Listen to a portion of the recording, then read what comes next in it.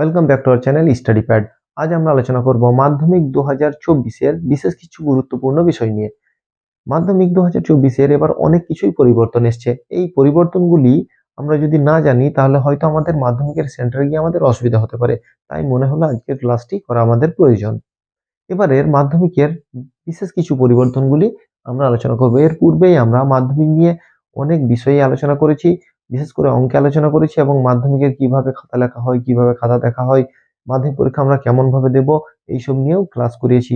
এগুলো যদি তোমাদের দেখার প্রয়োজন হয় অবশ্যই প্লেলিস্টের লিঙ্ক আমরা ডিসক্রিপশনে দেবো, চাইলে সেখান থেকে তোমরা দেখতে পারো। এবার আমরা আলোচনা করি এই কয়েকটি পয়েন্ট নিয়ে। অর্থাৎ মাধ্যমিকের প্রথম যেটা জানতে হবে যে আমাদের এবারে সেন্টারের সংখ্যা হচ্ছে 2675টি, যা বিগত বছরে যে সেন্টার ছিল সেই সেন্টার থেকে কিন্তু কমেছে।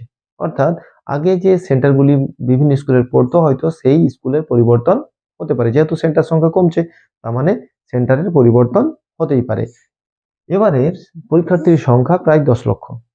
তাহলে আগের বছরের তুলনায় এবার পরীক্ষার্থীর সংখ্যা বাড়ছে, তাহলে সেন্টার সংখ্যা কমছে কিন্তু স্টুডেন্ট সংখ্যা কিন্তু এবার বেড়েছে। এবার হচ্ছে গার্ড। গার্ড কিভাবে হয়? গার্ড হয় 40টা স্টুডেন্ট পিছু কিন্তু দুজন টিচার থাকে। দুজন টিচার, 40টা স্টুডেন্টের পিছনে দুজন টিচার। তার মানে কোনো ক্লাস যদি বড় হয়, অনেক রুমটা বড় হয়, 80 জন বসে, সেক্ষেত্রে তিনটে চারটে টিচার কিন্তু থাকতে পারে। ঠিক আছে, তাহলে 1 নম্বর পয়েন্ট নিয়ে আমরা আলোচনা করলাম সেন্টার। এরপর হচ্ছে আমাদের সিসিটিভি ফুটেজ। এবার কিন্তু আমাদের প্রত্যেকটি পরীক্ষা হলে আমাদের কিন্তু সিসিটিভি থাকছে। পর্ষদের যে বিজ্ঞপ্তি জারি করা হয়েছে তাতে কিন্তু সিসিটিভি ফুটেজ আমাদের প্রত্যেকটা পরীক্ষার করা হবে এবং পুরোটাই সিসিটিভির আন্ডারেই হবে। তাহলে সিসিটিভি মাস্ট, সিসিটিভি থাকছে। তাহলে যারা নকল করব বলে মনে করছো বা নকল করব তারা কিন্তু সাবধান, এখনো সময় আছে, তোমরা পড়াশোনা করো। এরপর 3 নম্বর পয়েন্ট, আমাদের যে সেন্টারগুলি পড়বে সেই সেন্টারগুলিতে জল প্রোভাইড করবে, অর্থাৎ জল দেবে আর ইলেকট্রিক থাকবে। যদি ইলেকট্রিক সমস্যা হয় তাহলে সেখানে জেনারেটরের ব্যবস্থা কিন্তু থাকবে, মানে ইলেকট্রিসিটির ব্যবস্থা কিন্তু থাকছে। তাহলে এটা গেল 3 নম্বর পয়েন্ট। এরপর হচ্ছে খাতা। আমরা যখন প্রশ্ন পাই, এই যে প্রশ্নপত্র পাই, সেটা আমরা কি করি? প্রশ্নপত্র এবং উত্তরপত্র লেখার পরে আমরা মনে করি যে আগে জমা দিয়ে দেবো। যারা পড়াশোনা কম করি বা কিছু লিখতে পারি না তারা মনে করি আগে জমা দিয়ে দেবো। এবার ভালো করে শুনে রাখো, কিন্তু আগে থেকে কোনো পরীক্ষার খাতা জমা দিতে পাবে না। আগে খাতা জমা দেওয়া যাবে না, পর্ষদ একদম কড়াভাবে নিষেধ করে দিয়েছে, আগে কোনো মতেই খাতা দেওয়া যাবে না। এরপর হচ্ছে কোশ্চেন পেপার। এবার কোশ্চেন পেপার শুনেছ যে এটা কিন্তু সিল করা থাকবে, এই সিলগুলো তোমাদেরকে কেটে নিতে হবে। অর্থাৎ 15 মিনিট আগে যে প্রশ্নপত্র পাবে সেটাকে তোমার কি করতে হবে? সিলটাকে কেটে নিতে হবে। এরপর সিল কাটার পর দেখবে একটা কোশ্চেন পেপারে একটা কিউআর কোড থাকবে। কোশ্চেন পেপারে একটা কিউআর কোড থাকবে। উত্তর পেপারে ঠিক কিউআর কোড লেখার জায়গা থাকবে, সেটাও কিন্তু তোমরা ওই উত্তরপত্রেও, অর্থাৎ যেখানে তোমরা অ্যান্সারটা করছো সেখানে দেখবে কিউআর কোড লেখার জায়গা থাকবে, সেটা লিখবে। এরপর ইনভিজিলেটর যখন আসে তোমাদের দেখবে একটা সই করতে হবে, সেখানেও দেখবে কিউআর কোডের জায়গাটা থাকবে। অর্থাৎ প্রশ্নপত্রে যে কিউআর কোডটা পেলে সেটা কিন্তু দুই জায়গাতে লিখতে হচ্ছে, উত্তরপত্রে লিখতে হচ্ছে এবং যেখানে তোমরা সাইন করছো, যে তোমরা অ্যাটেন্ডেন্স দিচ্ছ, সেখানেও কিন্তু কিউআর কোডটা লিখতে হবে। এরপর হচ্ছে সময়।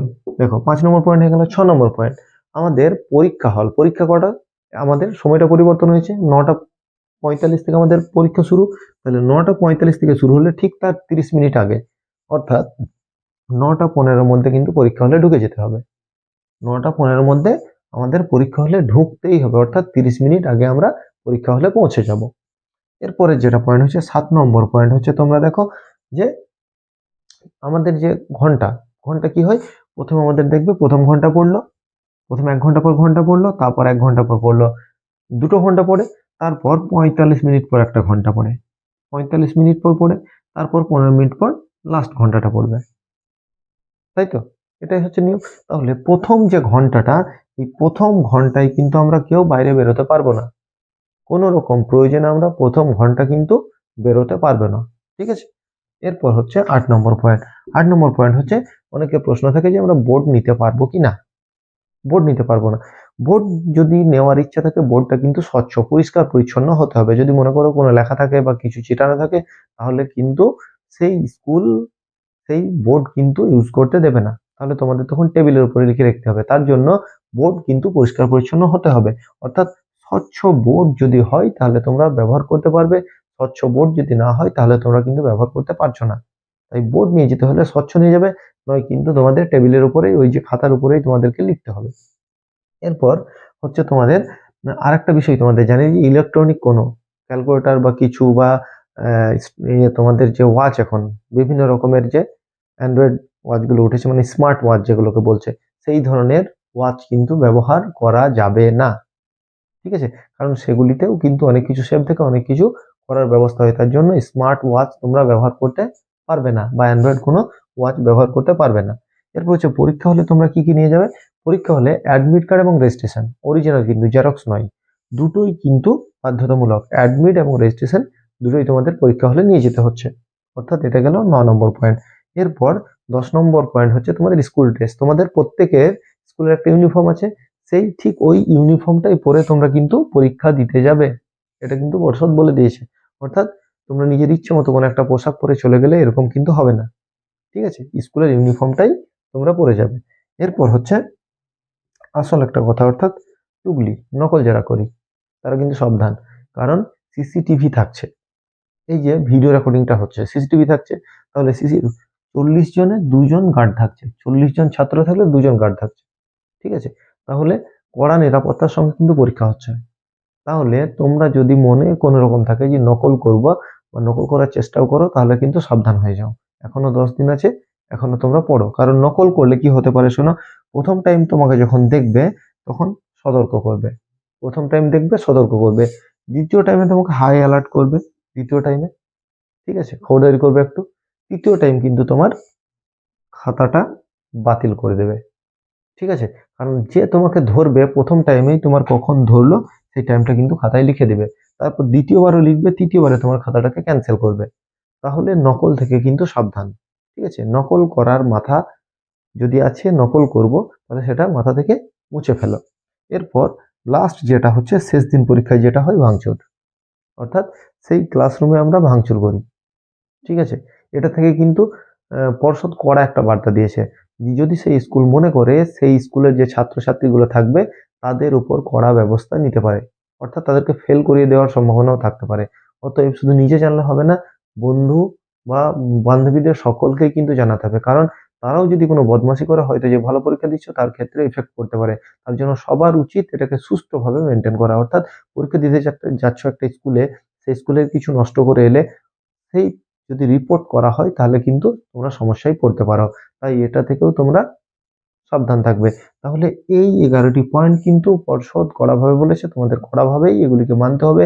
তোমরা পরীক্ষা দিতে যাচ্ছ, আধ ঘন্টা আগে যাচ্ছ, কোনো রকমের ইলেকট্রনিক কিছু নিয়ে যাবে না। যদি বোর্ড নিয়ে যাও, স্বচ্ছ বোর্ড নিয়ে যাবে।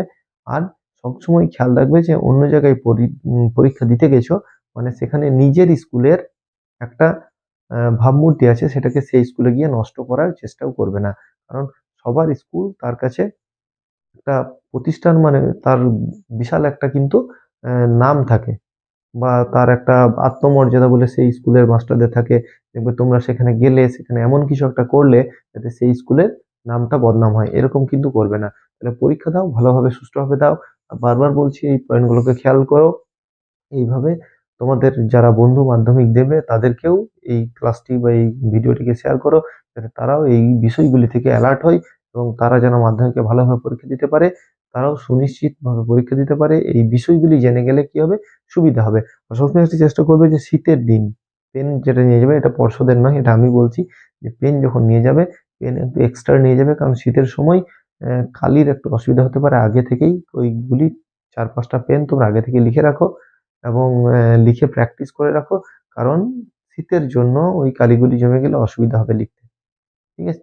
আর পরিষ্কার পরিচ্ছন্ন খাতা রাখবে যাতে স্যাররা তোমাদের খাতায় নাম্বার দিতে সুবিধা হয়।